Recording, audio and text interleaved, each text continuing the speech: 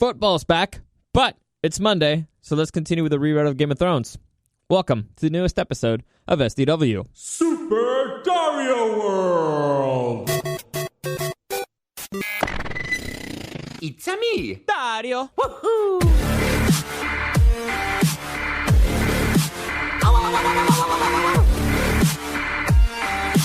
Let's go! Yeah, so quick update on my lizard, my little monitor lizard, for those of you who care. He's still missing. He's still unfortunately missing, and now I'm pretty sure he's not in the garage, so he's probably out there in the wild. Maybe he'll show up again. I don't know. Doubt it. Like I said, there's a bunch of crows that live near my house, and he got out the day that it was raining, and these are animals that go to water when they want to hide, so if he got into the current, who knows where he is. He's probably in, the drain somewhere. So unlikely that I'll see him again. So it's sad. But I did learn something very interesting. I learned that people don't care about reptiles. It's actually it's funny in a sad way. But whenever I told anybody, because I look kind of down. I know I look kind of down. I haven't been sleeping well because of stress and all that stuff. But people ask me like, "Oh, what's wrong? What's going on? What's happening?" And I tell them like, "Oh, well, I mean, I lost one of my pets, and I'm worried. I'm trying to do stuff and trying to set up blah blah blah, so all that stuff. Like, oh no, that's so sad. What happened? Blah blah. What would you lose?" It's like, "Oh no, I lost my lizard," and their reaction is like, "Oh." Every single one's like, "Oh my god, this is it. Oh, lizard. Oh, not a big deal. Like, I thought it was something important." So yeah, most people don't care about lizards, and I get it. I mean, a part of me gets it. Like if I lost one of my dogs, but this is different because if I lost one of my dogs, I'd be out there, still trying to find them. I'd be putting up signs. I'd be putting up a bunch of things online. I'd be doing a whole bunch of stuff. With a lizard, there's not much I can do. He's tiny and he can hide anywhere, and most people will avoid them, so they'll just run away. They'll be like, "There's a lizard on the loose, good," or like, "Oh, it's gone, ooh, yeah, whatever, it's good." They're not gonna try to catch it or anything. A dog, you might grab him or something, but no. So yeah, I get it on that part, but it's the like it's not a big deal. Like you lost a shoe. You know what? It's like mildly inconvenient, and I wish you had two shoes, but it's just a shoe, not a big deal. So it is a big deal to me, but I get it. It's fine. It's my fault. I created the mistake. But anyway, well, whatever. I'm not going to get down that path. I'm not going to go down that path. I've kind of accepted the truth of the situation, and I'm moving on. I'm moving on. I'm not getting another one, though, because I don't want to yet. At least, nah, definitely not yet.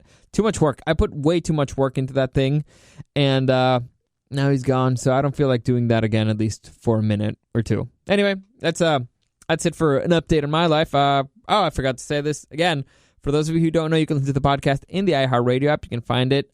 Just type in The Show Presents Super Dario World, or you can find it on iTunes, SoundCloud, and YouTube as Super Dario World Podcast. Okay.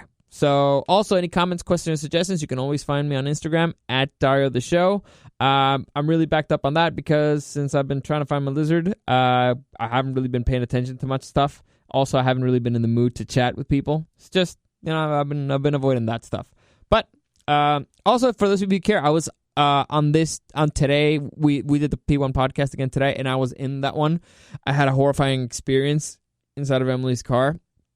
It was not fun. It was not fun for anybody. It was no bueno. So if you want to check that out, I look horrible, by the way. I looking back in the video, because I wasn't holding the camera.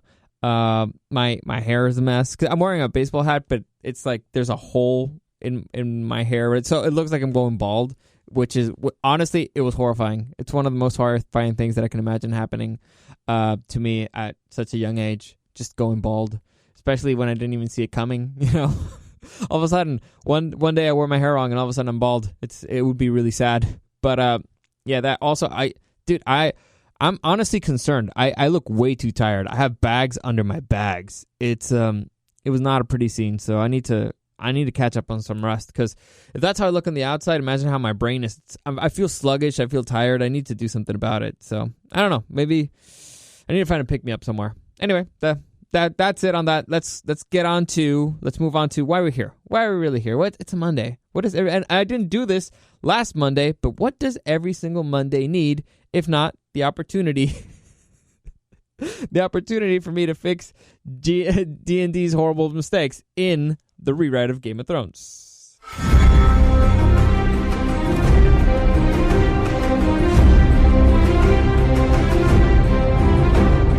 All right, so last episode, and for those of you who need a quick reminder, I'm trying to do this kind of in more like a chapter instead of a TV show. So imagine more like a chapter of a book, so we're following one character or one area for a little bit longer than we usually do. So the time lapses will sometimes, fuck up a little. Well, it's not really fucked up, it's just they will overlap. So, for example, and this will happen particularly today, because last time I told you what happened with Daenerys, and the events, a certain particular events that happen on her side. This time, we're going to see the events from the Stormlanders' perspective, particularly Davos and Gendry, who are in Storm's End, and so how they reacted to the whole situation. So they will both kind of start at the same period of time, and they will end at the same period of time, if that makes any sense to you. So here's what happened. Last episode, Daenerys started crossing her Dornish forces, the Dornish forces and the Unsullied via the Dornish Sea. For those of you who are not familiar with a map of Westeros, imagine Dorne is kind of like a peninsula, and there's like a little gulf in between the Stormlands and Dorne. So they're crossing with the few ships they have left, and plus Dornish ships. She's crossing over her Unsullied, and she's crossing over the Dornish forces. The Dothraki they send via land, because the Dothraki are like, fuck being on a boat again. We don't like that. We don't like the salty water. And so they were just crossing on foot around the peninsula. So they can still move faster anyway. And they were crossing a path known as the Bone Way. All right? So the Dothraki, by the way, are being led by Obara Sand. You might remember her. She's one of the Sand Snakes. She's the ugly one and has a spear. I can't explain it better than that. And Varys. So Varys is keeping communications, and Obara Sand is kind of navigating them through the Bone Way. Now, while she was there, while they're setting up camp in the Stormlands, while she's waiting for a whole army to cross, because there's a whole bunch of stuff happening in the Dornish Sea. Samwell Tarly arrives along with the people from the Citadel, so the Maesters from the Citadel, and because Daenerys allowed them for them to study her dragon. So Sam gets to know Daenerys a little, and the Maesters are kind of trying to study the dragon, but still from a distance, because it's a fucking dragon, and he won't just let you walk up to him. But they're trying to do some tests. They're trying to get it to burn certain types of minerals. Basically, they're testing out their fire, its fire first, and all that stuff, like what type of chemicals does it have, and all that stuff, verifying information that they already have. Pretty straightforward stuff. Pretty straightforward Citadel Maester stuff. Anyway, so while this is happening, the plan here for Daenerys' forces is they will meet up at the end of the Bone Way, and then they will travel together all the way up to Storm's End. That's the plan. They're hoping they won't encounter any resistance on the way, and they don't feel the need to take out any of the fortresses in the way, because they basically want to go hit the big one, and they think that would be enough to make all the Stormlands either submit or just rally behind them. So they're hoping this could be peacefully done, or to avoid the amount of bloodshed or too much bloodshed. All right, that's the plan. They're trying to take it nice and easy, try to be safe, and hope that maybe by the time that they get there, or when they're done, that by that time the Iron Fleet, Euron Greyjoy's Iron Fleet, will be free from their previous engagement. Because for those of you who don't remember, the Iron Fleet got called back to Pike, or the Iron Islands, because there was going to be another Kingsmoot, because Yara Greyjoy, in cahoots with Littlefinger, arranged for Theon Greyjoy to be, since Theon Greyjoy was not part of the first Kingsmoot, which is how they select the king, that Euron Greyjoy missed out on his birthright of being at least part of the Kingsmoot and being considered an option. So they get a redo, and it's part of the loss. So the Ironborn have to go back, and Euron is pissed as fuck. But the point is, he couldn't ferry she doesn't have his fleet, and so they're trying to give him a little bit of time to see if maybe he comes back or not. Anyway, so as that is going on, the Daenerys all of a sudden gets a letter. It's news, and it's bad news. It turns out that Randall Tarly one of the commanders, actually probably the best living general in Westeros, one of the commanders of the forces of the Reach, the Tyrell forces basically, has betrayed the Tyrells. And so what happened is that Randall Tarley basically took over while the forces of the Reach were gathering in Highgarden. Randall Tarley, along with other co-conspirators, they made a coup and they took over Highgarden. Right, so Olenna Martell managed to send out a letter, but she's right now under Tarley control. Pretty much, that's what happened. She's been taken, and she's done so the Reach has betrayed them, and the leader of this was Randall Tarley. Now, so if you guys remember, I just said Sam Tarley was literally right there next to Daenerys. Well, not literally next to her, and Daenerys suddenly realizes, holy shit, this dude's dad just betrayed me, and this dude is right next to my dragon. They might be trying to poison him. They might be trying to do a whole bunch of stuff. So she freaks out, and she immediately says, Drogon Dracarys, which makes Drogon set everybody on fire. Well, all the maesters and Samwell Tarly burned to a fucking crisp. Dunzo. Everybody's kind of freaked out, like, what the fuck just happened? Daenerys just killed a whole bunch of people. What the fuck? And they're freaking out, but Daenerys is like, oh no, fuck, I need to get the fuck out of here. Because the Bone Way is right in between Dorne, the Stormlands, and the Reach. And if they ambush Her Dothraki in the Bone Way, they have nowhere to go, because the Sea of Dorne is on the other way. And so they'd be fucked. They'd be massively fucked. It's a terrible place to get ambushed. So what Daenerys does is she runs over to Drogon. She starts giving directions left and right to Tyrion, trying to explain what happened. At the same time as do this, we're gonna meet up there, blah blah. And while she's on Drogon, he's about to set up flight, and all of a sudden, out of nowhere, boom, a ballista hits Drogon right in the back. So it goes in, but no, it doesn't go super deep, but it gets him. And so Drogon and Daenerys both freak out, and he just flies the fuck out of there. And so everybody's like, what the fuck did a ballista come from? And they turn, and they see that there is a ship with a freaking with a scorpion on top, and it's basically sailing in all the way. It's sailing out of the Dornish, trying to get the fuck out of there as quickly as possible. And as it's sailing away, two flags come up. One is the crowned stag, a field of gold, the black crowned stag of the Baratheons.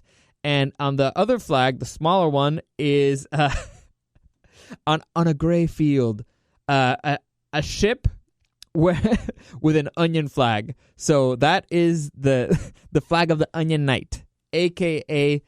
Davos Seaworth. And so that's kind of the situation as it stands, right? That's what happened. That's what happened to Daenerys. But what happened on the side of the Stormlanders? How the fuck did this all come to be? Well, this is what happened. So as Daenerys starts moving her forces, everybody and their mother kind of hears about the situation with the Kingsmoot, mainly because Littlefinger told everybody because it was his plan.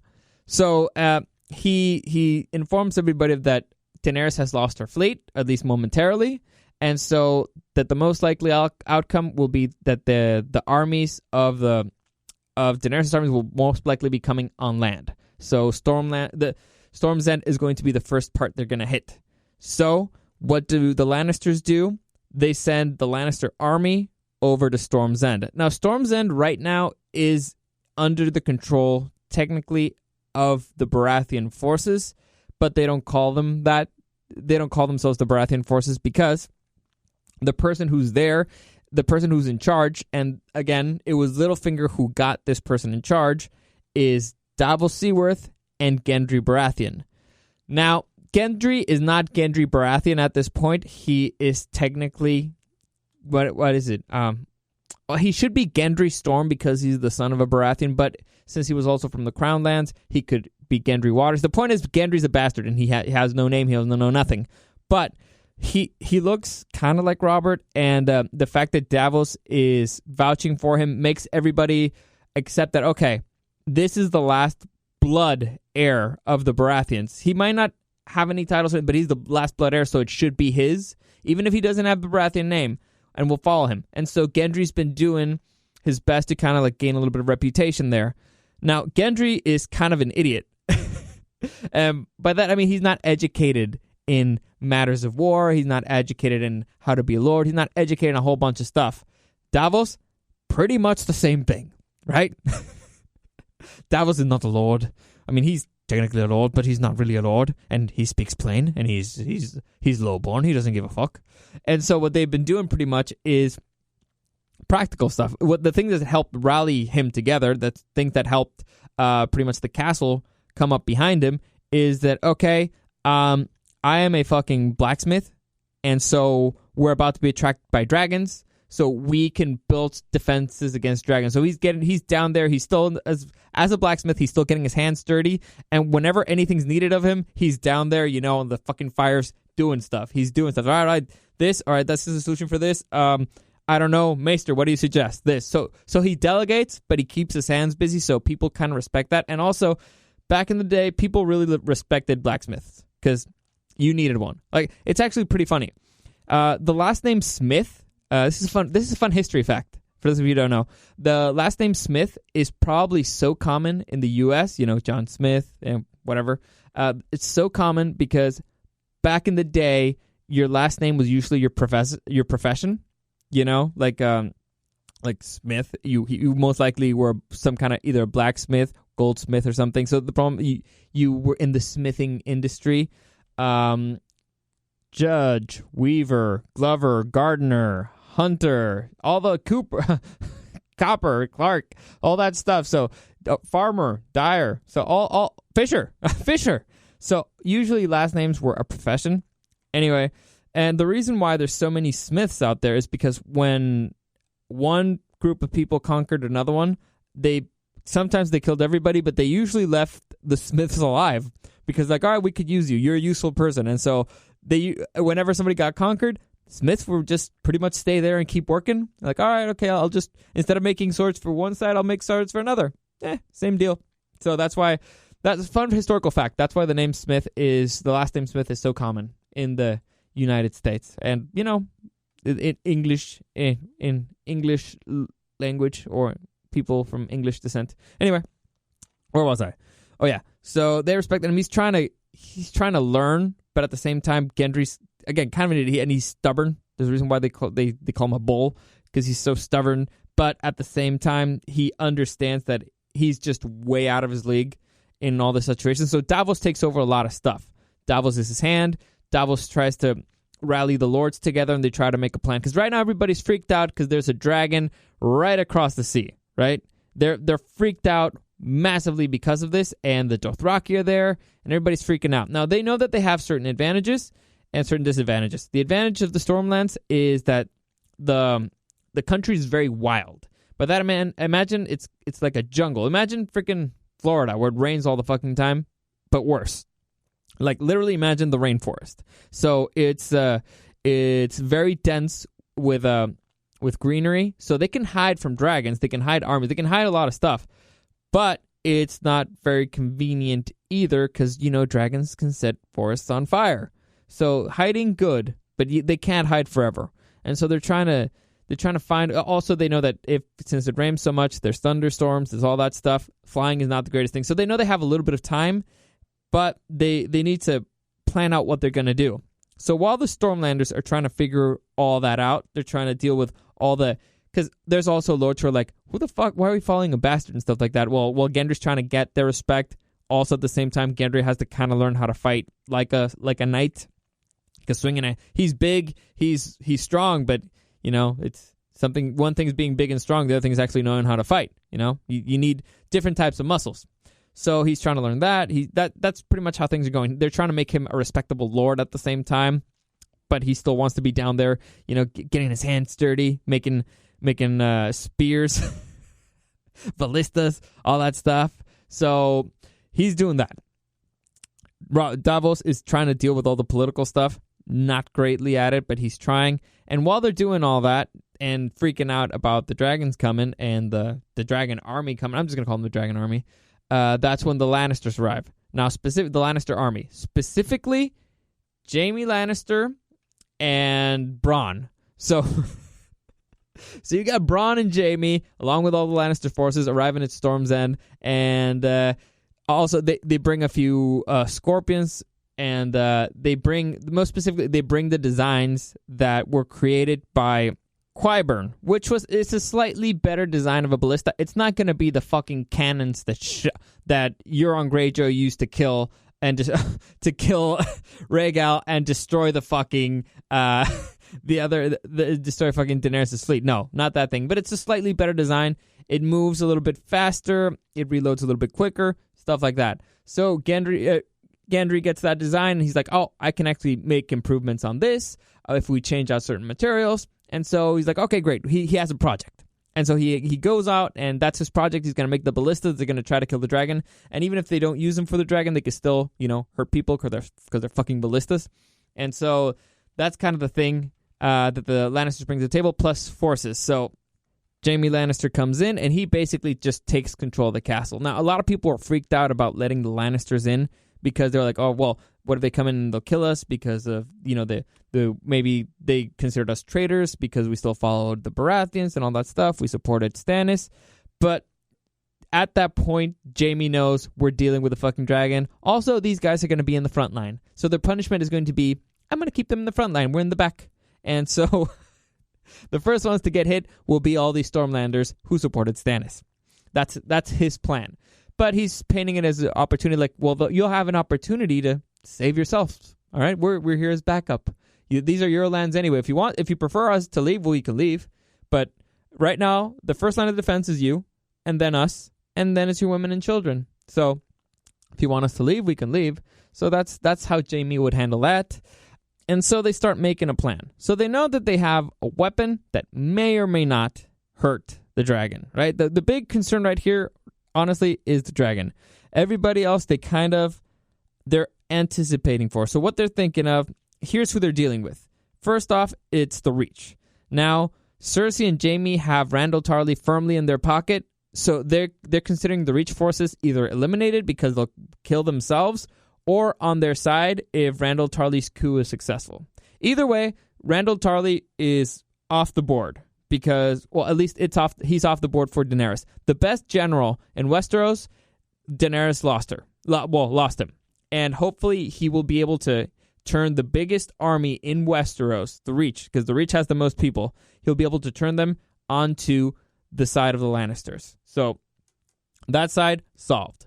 Now, the dragon. So they have ballistas for that, but still, dragons don't tend to stand still. So they need to find a way or an opportunity where the dragon is standing still, which would probably never happen in a battlefield. Fortunately, the big advantage of having ballistas is that they can set them up throughout the castle, so maybe it'll make it harder for them to be attacked, or maybe they'll get lucky with one shot. However, at night, it does make it risky because they can't defend themselves at night. Imagine all of a sudden, out of thin air, it comes like a stream of fire. You'll get hit. But so the big concern right now, dragon. They have the ballistas, but they need to set up a plan. How the hell can we take down this dragon? We have the weapon. Now we need the opportunity. So the next thing they have to deal with, Varys and his web of spies. So very, very difficult to know who the hell's a spy. Spies suck. Spies fuck everything up. And so communications-wise, Jaime's keeping pretty much everything close to the chest. He's telling people what to do, but he's not telling them why. So he gives certain people orders, and he's not putting anything on writing so that they can't, read it or anything. And pretty much they're informing things to the crown and to some of the other of their allies of the situation, but he's playing it pretty close to the chest. When he has to have an important conversation with somebody, he usually goes on a ride one-on-one with them so that he's sure that nobody's listening, because he knows Varys. He knows him pretty well. Littlefinger knows Varys. He knows that all the little spies are out there, so he's trying to make sure that nothing gets sabotaged that way. Now, another thing they have to contend to, the Unsullied, which is probably the best trained army in the world, or the most disciplined. I'll give them that. It might not be the best trained, it might not be the best, but it's probably the most disciplined, because supposedly they have no fear. That is Not a good thing to face off against. So they have the army of the Unsullied and the army of the Dornish. They're not worried so much. I mean, they're worried about them because it's an army and, they can kill them. So, but it's not an extraordinary concern. It's a regular concern. And following that, it's the Dothraki. Now, the Dothraki are terrifying for several reasons. One, because there's a fuckload of them, and a fuckload, it's like 100,000 Dothraki that cross with her, because supposedly she brought everybody. And if she brought all the Dothraki, that's 100,000 Dothraki. So it's a lot. Fortunately, among them are women and children, but still, it's a lot of fucking Dothraki.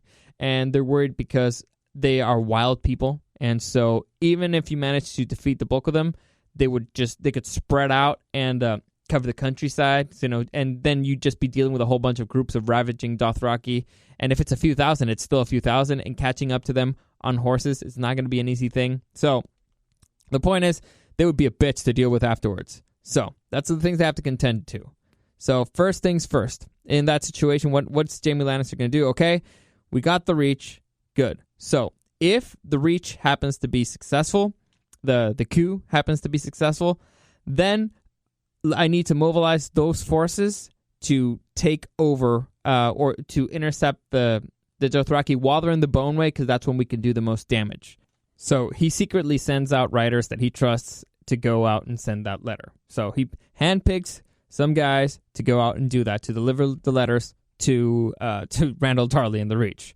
Now, this is going to be tricky because you can't just send a Lannister rider to meet up with one of the commanders of the Tyrell forces. However, they already had a back channel set up of communication, and so he was just using that. So far, that channel seemed to be reliable, and he continued trusting it.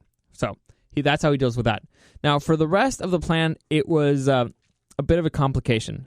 'Cause, like I said, if the Reach forces managed to be successful and they turned to their side, and if they could manage to go, then if they could manage to go and take out the Dothraki, that'd be a mega bonus. That'd be like the greatest thing that could happen, because the largest forces in Westeros, like I said, it's the Reach forces. So that would be a huge bonus.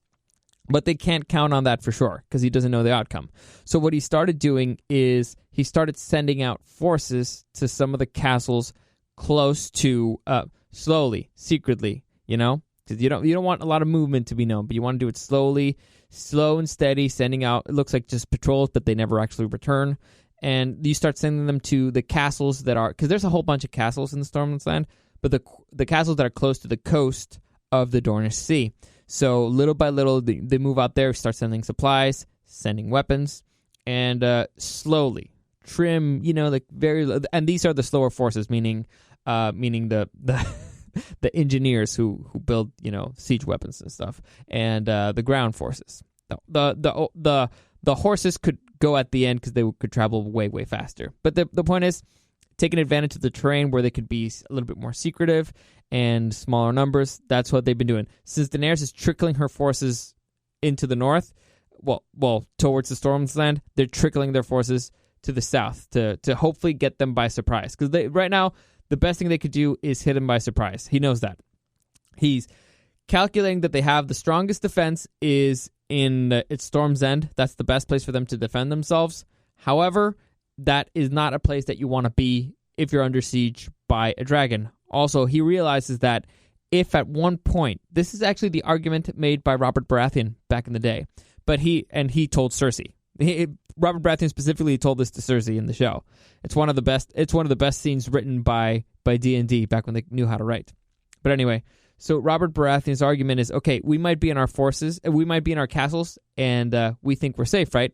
However, the Dothraki will just go to village and village and just start killing everybody. We can defeat the Dothraki in our castles. However, everybody else is fucked. So while Daenerys is out there, yelling at them like, hey, let me in or turn to me, they'll be like, the Dothraki will be out pillaging and plundering. And so eventually you'll lose the support of all the people, because the people will be like, fuck this guy. He doesn't give a shit about us. We'll listen to you. We'll follow you. And so he knows that it's a way that he will lose the people. So Cersei specifically does not want that to happen. So even though the best defense for them would be at Storm's End, Jaime knows that A, it would be a surprise for them to meet them out on a field, a terrain that they actually know better while they're not ready for an attack. And B, it would also, keep them from pillaging the countryside, basically, and hurting them. What's it called? Well, because they don't have to attack specifically King's Landing in order for Cersei to lose her crown, right? They could just attack everywhere else, and if everybody else agrees with them, well, she's fucked anyway. So it's a way to keep the people happy and not dead. So that's their strategy. Now, how they're going to get there? They already, like I said before, they already got the reach. That's not a problem. If they manage to get to the Dothraki, cool. But if that doesn't happen, then they got to attack the Unsullied forces quickly. They have to be there way before the Dothraki meet up. So that's why they move everybody up there. Not up there. They're trying to move everybody south, or at least the Lannister forces south, along with the Stormlander forces south to get there and attack them by surprise.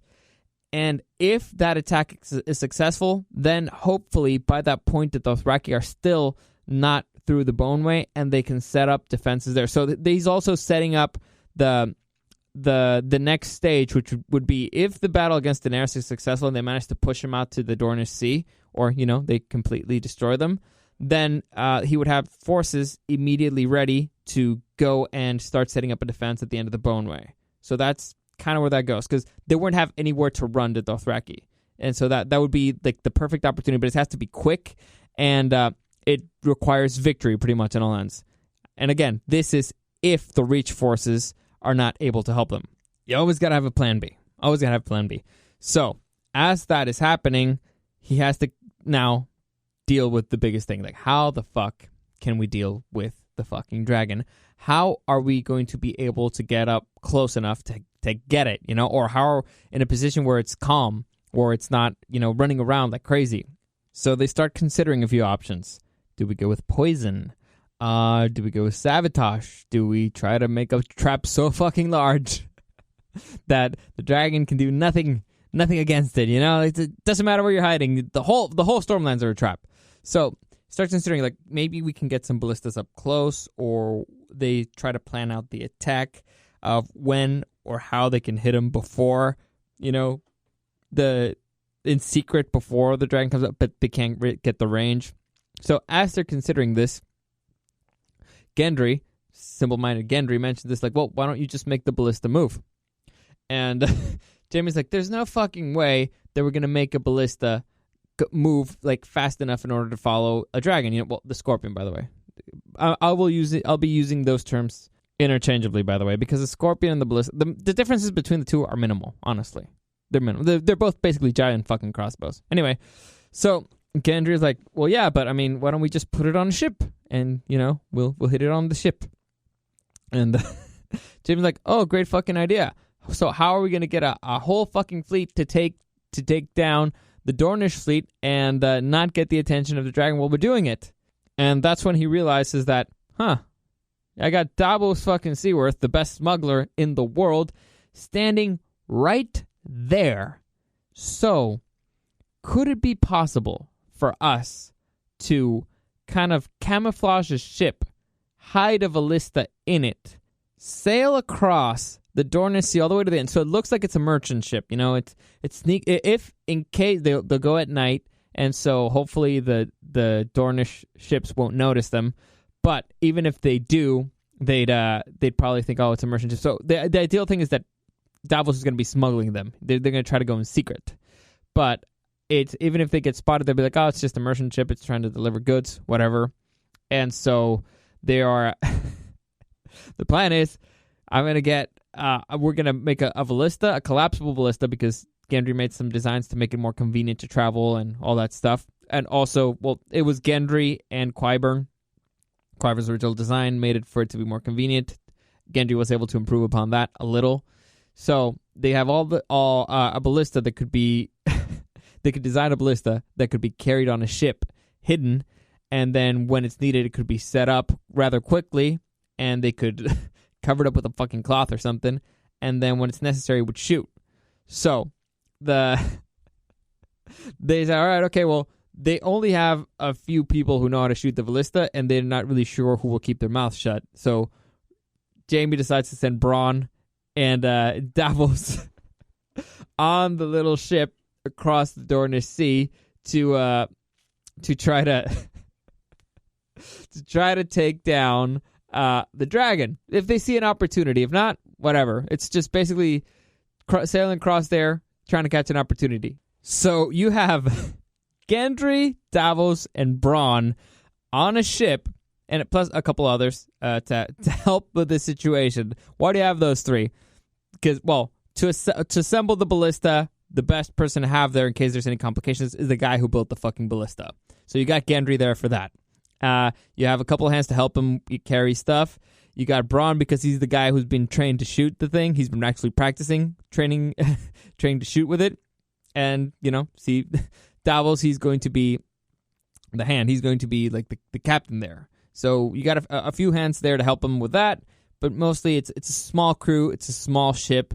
And Davos manages to get them across all the Dornish forces unseen.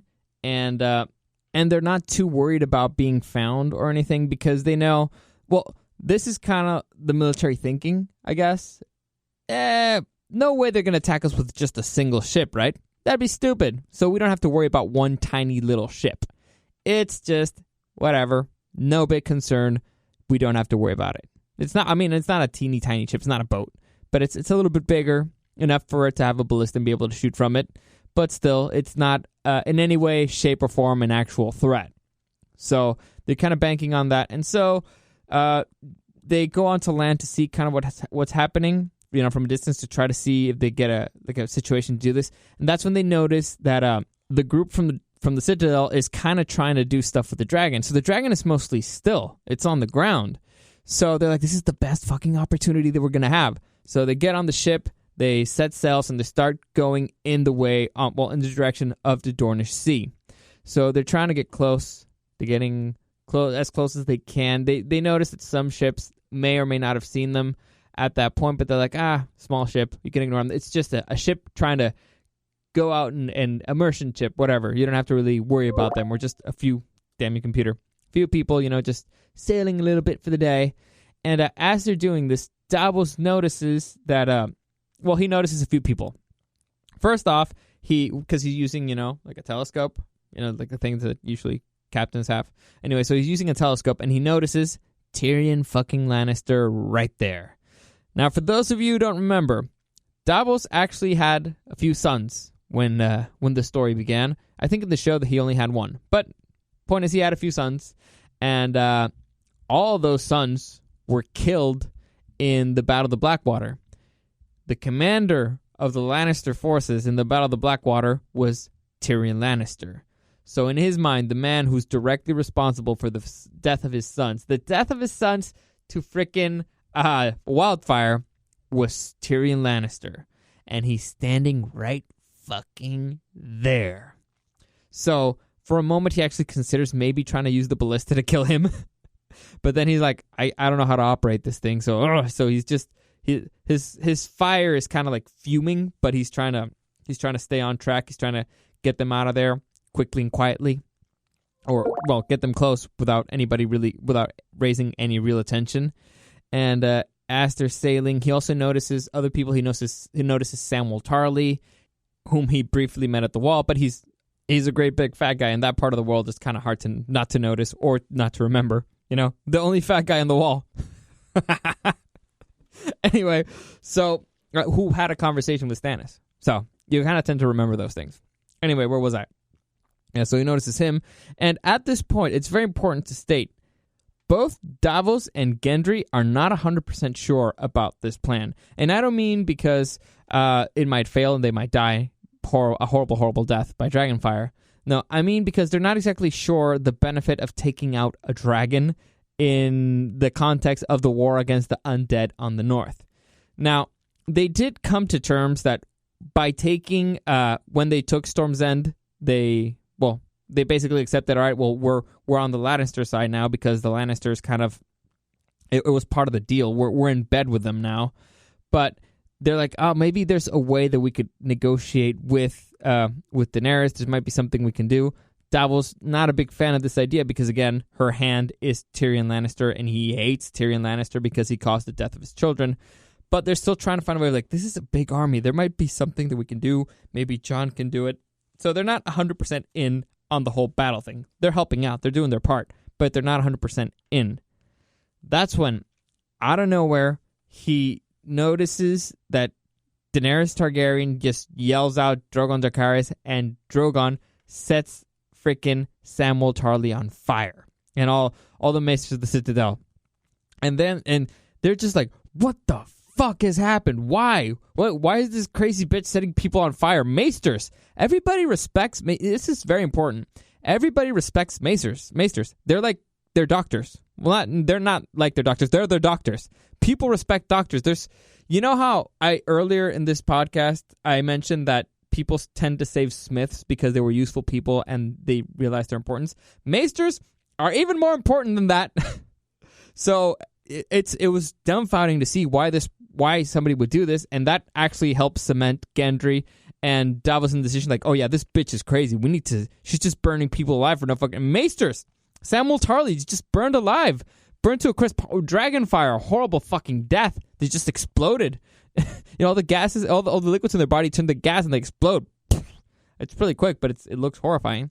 And so, in the middle of all that confusion, everybody's kind of confused. The ships are all confused. Everybody's trying to look back. Nobody knows what happens.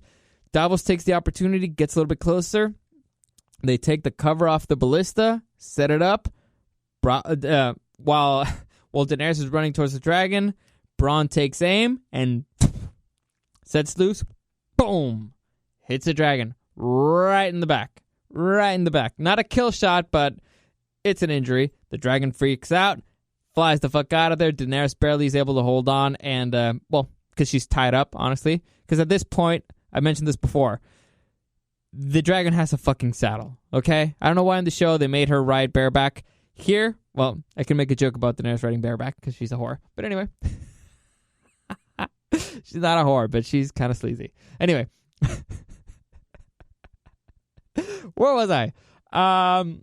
Here they made a fucking saddle for her. Because the Dothraki can make fucking saddles, right? And there's no way you can hold on to a dragon flying 40, 50 miles an hour for hours. You just can't. It's physically impossible. So they made actually a fucking saddle for her, and she's tied up to it, and that's the only reason why she manages to hold on. The dragon flies the fuck out of there. So everybody's freaking out, like, what the fuck happened? Davos opens the sails, puts the pedal to the metal, and as they're going out, he puts up the Baratheon flag and his onion knight, his sail, again, gray sail with the ship and an onion on it in the sails. So and he's up like a big F you to Tyrion Lannister, like, yeah, it was me, bitch. I'm the one who did that. You killed my children. I'm taking down your dragon. Obviously, they know they didn't take him down, but it was enough. It hurt it. It hurt. So also the flags going up marks the signal for the Lannister attack to begin. And that's it. That's it for today. That's where I'm stopping. Hopefully you enjoy that. Hope you enjoy seeing both perspectives of things, different timelines. Well, the same timeline, just different sides. Anyway, you understand what I'm saying. I'm still a little burned out today. But anyway, any comments, questions, or suggestions, you can always find me at Dario the Show on Instagram. That's it for today. Tomorrow, I might be talking a little football because we still have one more game left. Well, 2 more games left this week, and I might talk a little bit. I don't know how much, but I'll mention a little because I will be watching, and I talk about the things that I see. So, get ready for that. And as always, thank you for listening, and I'll see you again tomorrow.